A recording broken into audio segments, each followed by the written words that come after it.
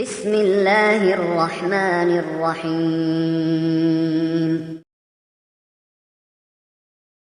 ایک گاؤں میں ایک بڑھیا رہتی تھی۔ اس کا ایک کامچور بیٹا تھا۔ شیخی بخارنے میں بہت ماہر تھا۔ اس کو شیخ چلی کے نام سے پکارا جاتا تھا۔ بڑھیا محنت مزدوری کر کے اپنا اور اپنے بیٹے کا پیٹ بھرتی تھی۔ ایک دن بڑھیا بیمار ہو گئی۔ گھر میں کھانے کو کچھ نہ تھا۔ رات کو ماں بیٹا دونوں نے فاقہ کیا۔ اگلے دن ماں نے کہا اب تم کچھ کام کرو، جنگل سے لکڑیاں ہی لا کر بیچ دیا کرو تاکہ گزر اوقات ہو سکے۔ شیخ چلی نے جنگل کی راہ لی۔ جو درخت اس کے راستے میں آتا وہ اس سے پوچھتا میں تجھے کاٹ لوں یا نہیں۔ کسی درخت نے بھی اس کا جواب نہ دیا۔ شام ہونے کو تھی۔ شیخ چلی گھر واپس آنے کا ارادہ کر ہی رہا تھا کہ ایک درخت نظر آیا۔ اس نے پاس جا کر پوچھا میں تجھے کاٹ لوں؟ درخت بولا ہاں کاٹ لے، مگر ایک نصیحت کرتا ہوں، میری لکڑی سے پلنگ بنانا اور بادشاہ کے دربار میں لے جانا۔ اگر بادشاہ اس کی قیمت پوچھے تو کہنا پہلے ایک دو راتیں اس پر سوئے، پھر اگر مناسب سمجھے تو خرید لے۔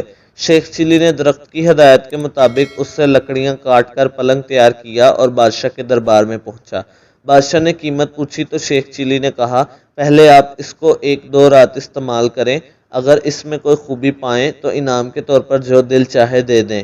بادشاہ حیران ہوا اور شیخ چلی کے کہنے پر نوکروں کو حکم دیا کہ آج یہی پلنگ میرے کمرے میں بچھایا جائے۔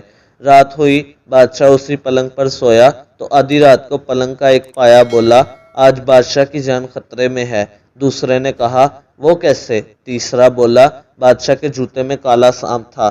چوتھے نے کہا بادشاہ کو چاہیے کہ صبح جوتے کو اچھی طرح جھاڑ کر پہنے۔ صبح واقعی ایسا ہی ہوا۔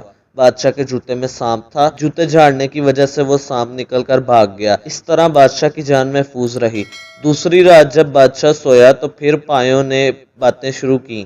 ایک بولا کہ تم پلنگ کو سنبھالے رکھو، میں کچھ خبریں جمع کر لوں۔ تینوں پایوں نے پلنگ کو تھامے رکھا۔ چوتھا واپس آیا تو اس نے خبر سنائی کہ بادشاہ کا وزیر سازش کر کے بادشاہ کو ختم کرنے کے بارے میں سوچ رہا ہے۔ پھر دوسرا پایا گیا اور خبر لایا کہ بادشاہ کی بیوی وزیر سے مل کر بادشاہ کو زہر دینا چاہتی ہے۔ تیسرے پائے نے تجویز پیش کی کہ بادشاہ کو چاہیے کہ وہ وزیر کو مروا دے۔ چوتھا پایا گیا اور یہ خبر لایا کہ بادشاہ کو جو دودھ صبح پینے کو دیا جائے گا اس میں زہر ہوگا۔ بادشاہ یہ سب کچھ سن رہا تھا۔ صبح اٹھ کر جب اس سے دودھ دیا گیا تو اس نے نہ پیا بلکہ ایک بلی کو پلا دیا۔ بلی اسے پیتے ہی مر گئی۔ اس سے بادشاہ کو پتہ چلا کہ اس کا وزیر اور بیوی دونوں مل کر اس کی زندگی ختم کرنا چاہتے ہیں۔ بادشاہ نے وزیر کو برطرف کر دیا اور ملکہ کو محل سے رخصت کر دیا۔ بادشاہ نے شیخ چلی کو بلایا اور بہت انعام دیا۔ بادشاہ کے دربار میں اس کی عزت ہونے لگی اور دونوں ماں بیٹا بڑے آرام کی زندگی بسر کرنے لگے۔